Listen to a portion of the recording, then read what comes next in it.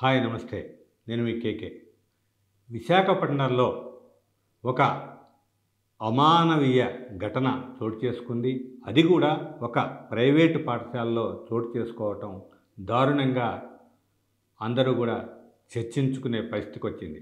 ఒక ఉపాధ్యాయుడు విద్యార్థిని చితకబాది, అంటే చితకబాదిన క్రమం చూస్తే అతని ఎడం చేతితో పాటుగా మిగతా శరీరంలో ఉన్న 2-3 చోట్ల ఎముకలు విరిగిపోయే పరిస్థితిలో ఆ విద్యార్థిని ఆ టీచర్ శిక్షించాడంటే పరిస్థితిని అర్థం చేసుకోవచ్చు.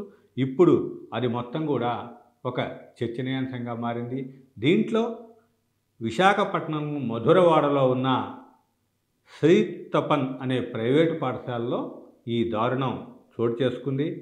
దాంట్లో 3 రోజుల క్రితం ఈ స్కూల్లో 8వ తరగతి చదువుతున్న నరేష్ అనే విద్యార్థి మరో విద్యార్థితో గొడవ పడ్డాడు.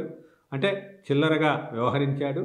ఆ సమయంలో పాఠం చెప్తున్న సోషల్ టీచర్ మోహన్ ఈ నరేష్ మీద ఆగ్రహం వ్యక్తం చేస్తూ దాన్ని సీరియస్గా తీసుకొని అతన్ని విపరీతంగా కొట్టడమే కాకుండా ఇనుప బంచి మీద పడుకోబెట్టి అతన్ని బాగా కూడా వీపు మీద అంతా కూడా బాగా కొట్టడంతో అతను పరిస్థితి అయితే దారుణంగా మారింది.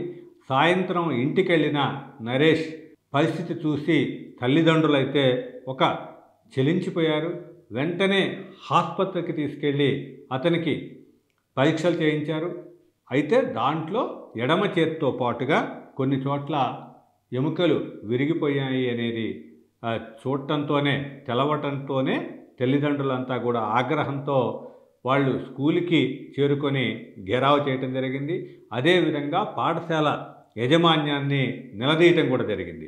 ఈ దారుణ సంఘటనలో దాంతో ఎంఈఓ అనురాధ కూడా ఆ ప్రదేశానికి చేరుకొని విద్యార్థుల తల్లిదండ్రులు చేస్తున్న ఆందోళనని దాన్ని మేము చర్యలు తీసుకుంటాము, స్కూల్ టీచర్ మీద కూడా స్కూల్ యాజమాన్యం మీద కూడా చర్యలు తీసుకుంటామని చెప్పడం జరిగింది. ఈ పరిణామంలో అయితే ఇక్కడ పోలీస్ స్టేషన్లో కూడా కేసుని నమోదు చేశారు.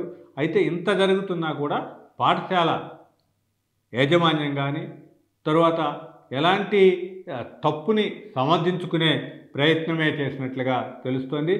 ఈ మొత్తం ఘటనకి కారణమైన సోషల్ టీచర్ మోహన్ మాత్రం పరారీలో ఉండటం అనేది ఇక్కడ విచిత్రంగా కనిపిస్తోంది.